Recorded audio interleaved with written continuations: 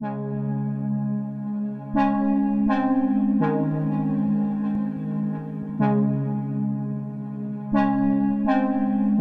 name is Ute Meta Bauer. I'm the founding director of the Center for Contemporary Art, which is a national research center of Nanyang Technical University. We are kind of part, to a certain extent, also of the academic program of the School of Art, Media and Design.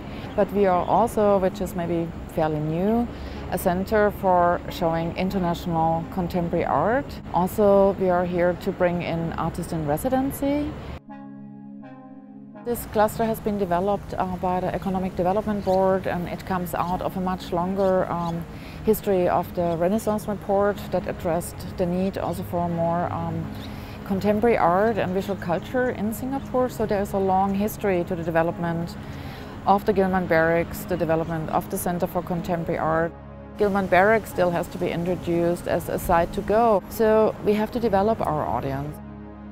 Paradise Lost also is kind of like reacting or also addressing what's going on in Singapore at the moment. We have the Singapore Biennale with 27 curators contributing to this Biennale with more than 80 artists from the Southeast Asian region. And then we had we inaugurated together with ArtStage this year's international art fair that has a strong focus also on Asia. In that respect, I also wanted to bring perspectives from where I come from, like from Europe and United States. What is the Asia there? What is the diaspora of Asia doing in the arts?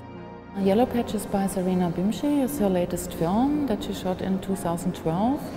And it's the first time she also went back to the place of origin of her family, of her grandfather and father. Her family left India for Uganda, where they were kind of like also forced out of the country.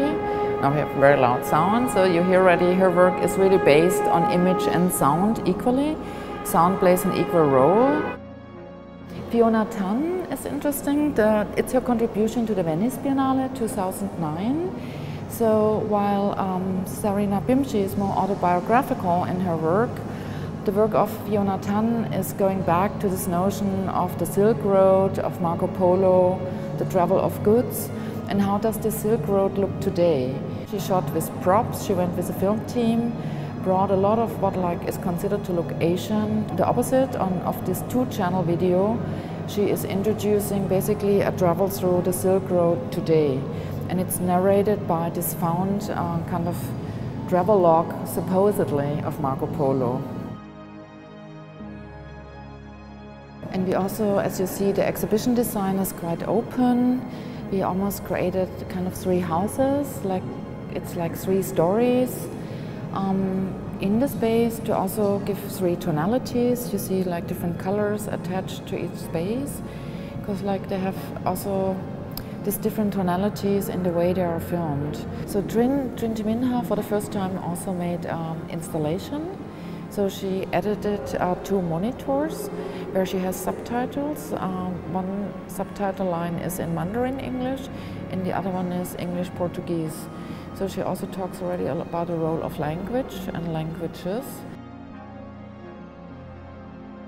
The notion of what stories do we tell with art, what stories do we tell to people is very important to me, and I hope we also can reach out by this to people who are interested in listening to stories.